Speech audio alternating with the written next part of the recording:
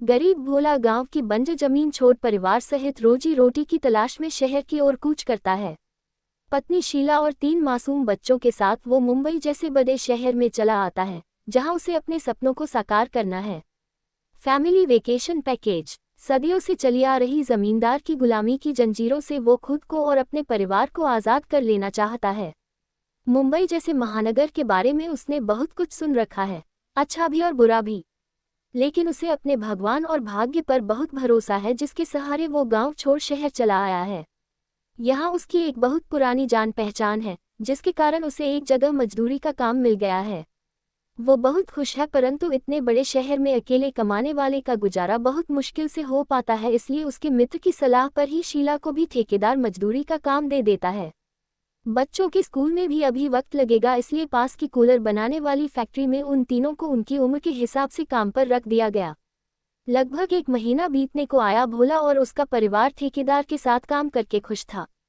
फिर एक दिन भोला को बुखार ने घेर लिया। उसका पूरा बदन कांप रहा था। वो काम करने की स्थिति में नहीं था। बहुत मिन्नत खिदावत करने पर ही ठेकेदार ने एक दिन की छुट्टी दी थी, लेकिन एक दिन से भला क्या होने वाला था। अगले दिन भोला ने उठने की लाख कोशिश की, मगर सब प्रयास विफल रहे। शीला ने ठेकेदार से बहुत मिन्नतें की, तब जाकर वो माना, और वो भी इस शर्त पर कि अपना काम खत्म करने के बाद वो भोला के हिस्से का काम भी करेगी और उसके लिए उसे कोई अलग से पगार भी नहीं मिलेगी। मजबूर शीला को हामी भरनी पड़ी। इसी तरह 1 सप्ताह बीत गया। भोला की सेहत अब पहले से थोड़ी बेहतर हो गई, परंतु काम करने की हिम्मत उसमें न थी। उधर ठेकेदार शीला से दिन रात काम करवाता। एक दिन शीला की सहनशीलता ने जवाब दे दिया। उसने ठेकेदार से अपना हिसाब करने के लिए कहा और उससे ये भी कहा कि वो अब बिना पगार का कोई काम नहीं करेगी, बल्कि उसके पास काम ही नहीं करेगी। शहर में काम की कोई कमी नहीं है। ठेकेदार ने कहा, ठीक है, शाम को तुम्हारे झोंपड़े पे आकर तुम्हारा और तुम्हारे पति का हिसाब कर दूंगा। शीला अपना काम खत्म कर घर की ओर चली गई। ठेकेदार कुर्सी पर बैठा जाती हुई शीला के यौवन और बलखाती कमर को निहार रहा था। अंधेरा होते ही वो भोला के झोंपड़े के अंदर जा पहुंचा। उसने भोला से बहुत ही प्रेम पूर्वक उसका हाल चाल पूछा और शीला के गुस्से को भी शांत किया। दिन में उसे ए या चिल्लाकर शीला संबोधित करने वाला इस वक्त बड़े ही प्यार से उसे भाभी कहकर संबोधित कर रहा था। शीला भी उसके इस व्यवहार से बहुत हैरान थी। जाने से पहले ठेकेदार काम पर आने के बारे में भोला से कहता है, तो भोला न चाहते हुए भी अगले दिन आने का वादा करता है। हालांकि उसकी पत्नी और बच्चे इस बात से सहमत नहीं, फिर भी भोला ठेकेदार से प्रसन्न हो उसके पैर छूता है। ये देख ठेकेदार उसके पास बैठते हुए बड़े प्यार से उसे एक पुड़िया निकाल कर देता है और कहता है कि ये दवा मैं खास तौर पर तुम्हारे लिए लाया हूँ, इसे खाकर तुम कल सुबह तक ठीक हो जाओगे। भोला हैरान होकर उसे देखता है और हाथ में रखी पुड़िया को उलट पुलट कर देखता है और फिर धीरे से पूछता है, ये कौन सी दवा है और कितने की है। अगले दिन भोला में सचमुच एक नई ऊर्जा थी। उसका बुखार और थकावट सब खत्म हो चुका था। भोला सुबह नहा धोकर खुशी खुशी काम के लिए रवाना हो गया। जाते ही उसने ठेकेदार को सलाम किया और अपने काम में जुट गया। आज उसने इतना जमकर काम किया कि शीला द्वारा लाया गया खाना भी भूल गया। उसका मन खुशी से झूम रहा था, जिसमें वह शीला को भी शामिल कर लेना चाहता था, लेकिन शीला को ये सब अच्छा नहीं लग रहा था। लेकिन शाम होते होते भोला की तबीयत फिर बिगड़ने लगी। उसे कमजोरी और आलस ने फिर से आ घेरा। उसकी पूरी रात करवटें बदलते हुए निकली। आज की सुबह कल से कुछ अलग थी। भोला कल की तरह ही काम करना चाहता था, लेकिन संभव नहीं हो पा रहा था। ठेकेदार अभी तक नहीं आया था और इधर उसके इंतजार में नजरे बाछाए धीरे धीरे अपना काम कर रहा था। कुछ देर बाद ठेकेदार की कड़क आवाज सुनाई देती है, जल्दी जल्दी हाथ चलाओ वरना पगार का पैसा नहीं मिलेगा। भोला काम छोड़ ठेकेदार के पास जाता है और उससे कहता है कि कल वाली दवा की एक पुड़िया अगर आज भी मिल जाती तो गरीब का भला हो जाता साहब। ठेकेदार उसकी आंखों में देखकर धीरे से मुस्काया और कहने लगा, देखो भोला, इस महंगाई के जमाने में भी हम तुम्हारी मदद केवल इसलिए कर रहे हैं क्योंकि तुम अच्छे आदमी हो। इस बीच भोला बड़ी विनम्रता से उसे देखता रहता है। ठेकेदार अपनी बात जारी रखते हुए कहता है, फिर भी न जाने तुम्हारी पत्नी, मेरा मतलब है शीला भाभी, मुझसे खफा रहती है। फिर चाटुकारिता से कहता है, अब काम का मामला है, थोड़ा बहुत यूं ऊपर नीचे कहना ही पड़ता है। अब इसमें बुरा मानने की क्या बात है। अपनी बात पूरी करते ही पुड़िया उसके हाथ में थमा देता है। पुड़िया लेकर भोला खुश होते हुए कहता है, नादान है, थोड़ी सरफिरी है साहब, मैं उसे समझाऊंगा, समझ जाएगी। आप नाराज ना हो। कहकर भोला अपने काम में जुट जाता है और शीला भी अपना काम बखूबी निपटा रही है।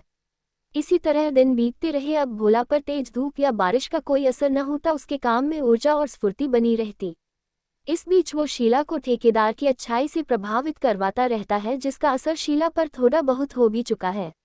अब शीला आराम से ठेकेदार की बात का जवाब भी देती और कभी कभार उसके लिए खाना गर्म करने और चाय बनाने जैसे छोटे मोटे काम भी कर दिया करती, लेकिन ठेकेदार उसे बात बेबात डांटता ही रहता। शीला को बुरा भी लगता, लेकिन वो हंसकर टाल जाती। 1 महीना बीतने को आया। आज पगार का दिन है। भोला को उसकी तय की गई पगार से आधी पगार मिली है। भोला ने हैरान होकर प्रश्न भरी नजरों से ठेकेदार की ओर देखा तो ठेकेदार ने कहा कि ये जो रोज की पुड़िया तुम खाते हो, इसके पैसे मैं थोड़े ही भरूंगा। ये तो तुम्हारी दवा है, तुम्ही को खरीदनी है। क्या क्या नहीं सोचा था। भोला ने पगार मिलते ही बच्चों का स्कूल में दाखिला करवाऊंगा, लेकिन पगार तो ना के बराबर है। शीला की पगार से तो मात्र घर का खर्च ही चल पाता है। अपन आपसे बात करते हुए, नहीं नहीं, मैं ठेकेदार से अवश्य बात करूंगा।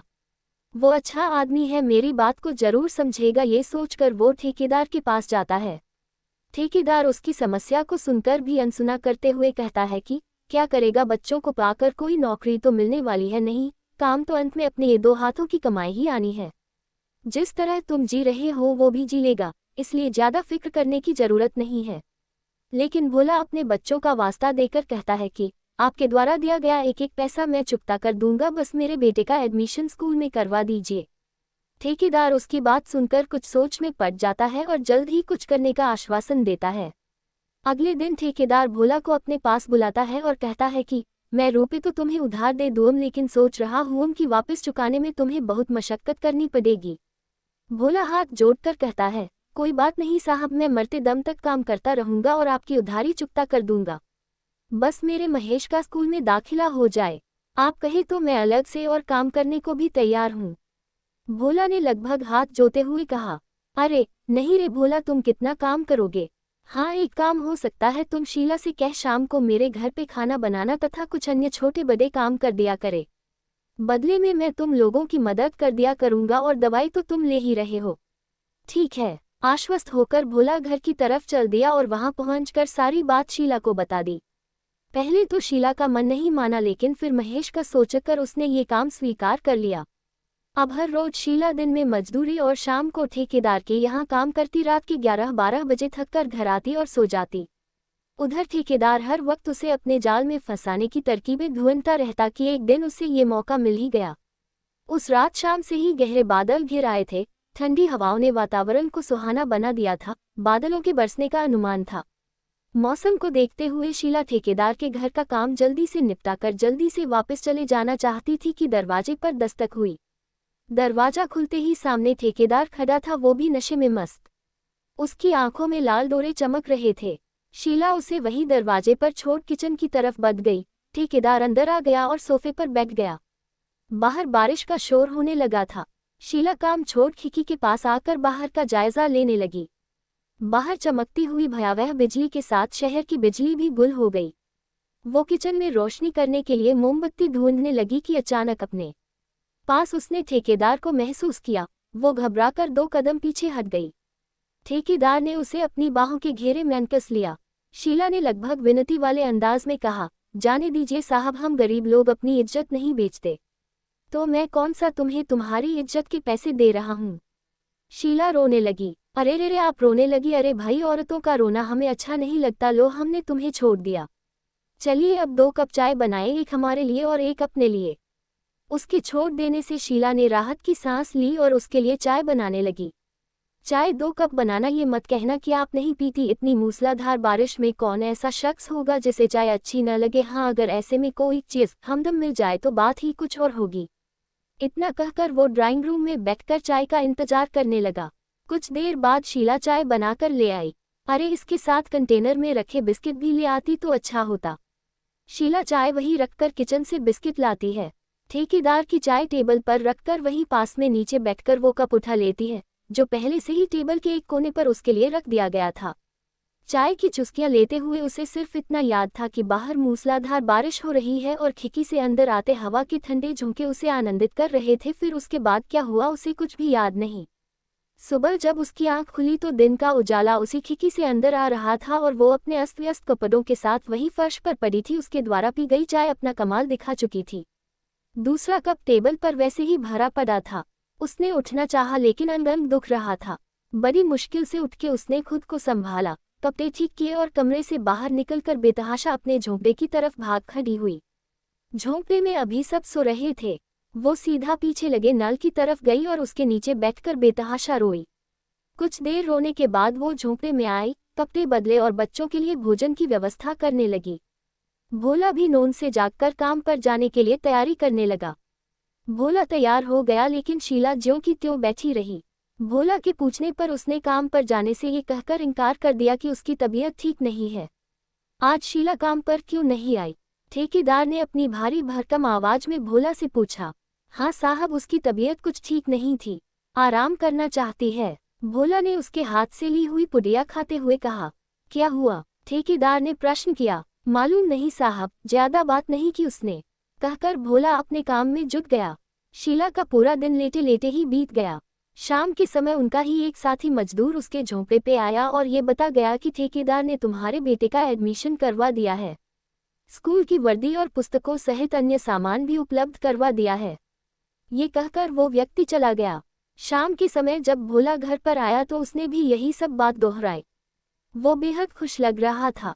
उसने बताया कि ठेकेदार ने बताया कि इन सब पर 25,000 रुपये खर्च आया है, जिसे हम दोनों दिन रात मेहनत करके चुकता कर देंगे। कुछ सोचते हुए, बस एक बार हमारा बेटा पढ़ लिख जाए फिर जीवन आराम से कट जाएगा। शीला ने कोई प्रतिक्रिया जाहिर न की, उसका मन बेहद उदास था। वो भोला के कंधे से लगकर जी भर कर रो लेना चाहती थी परंतु वो ऐसा न कर सकी। अगले दिन शीला फिर से काम पर नहीं गई। वो ठेकेदार के पास काम करना नहीं चाहती थी। जब ये बात उसने भोला से कही तो वो कुछ सकपका गया और उसने यही बात ठेकेदार से जाकर कह दी। न जाने उसे क्या हो गया है साहब, वो कभी ऐसी न थी। दिन या रात बिना रुके बिना थके काम करने वाली है वो। तबीयत ठीक नहीं होगी, कुछ दवाई वगैरह खाए क्या? ठेकेदार ने संवेदना जताए। नहीं साहब, अभी तो नहीं। भोला ने निराशा से सर हिला दिया। तो ऐसा कर भोला, आज से तू दवाई की एक और पुड़िया ले जाना और शीला को भी दे देना। ठेकेदार ने उसे गौर से देखते हुए कहा। ठीक है साहब, परंतु उसे दवाई खिलाना आसान नहीं है। अरे भोला, तू भी सचमुच का ही भोला है। ऐसे खाने को मत देना, उसकी चाय या खाने में घोल देना, मतलब तो उसके ठीक होने से ही है ना। बात भोला की समझ में आ गई थी। भोला ने घर जाकर वैसा ही किया। थोड़ी देर तक उसे शीला में असर दिखाई देने लगा। फिर अगले दिन से उनकी दिनचर्या शुरू हो गई। दोनों काम पर जाने लगे। अब शीला भी भोला की ही तरह ठेकेदार के बस में आ चुकी थी। सब समझते हुए भी वो अनजान थी। मन से वो ठेकेदार के साथ काम नहीं करना चाहती थी। उन्हें ठेकेदार द्वारा दी गई दवा के पैसे काटकर ऊपर से महेश के एडमिशन के पैसे काटकर न के बराबर पगार मिलती थी। शारीरिक शोषण अलग से झेलना पड़ता था।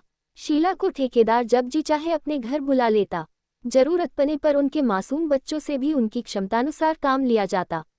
भोला और उसका परिवार ठेकेदार का गुलाम बनकर रह गए थे। ठेकेदार ने ड्रग्स के जरिए उन सबको अपने काबू में कर लिया था।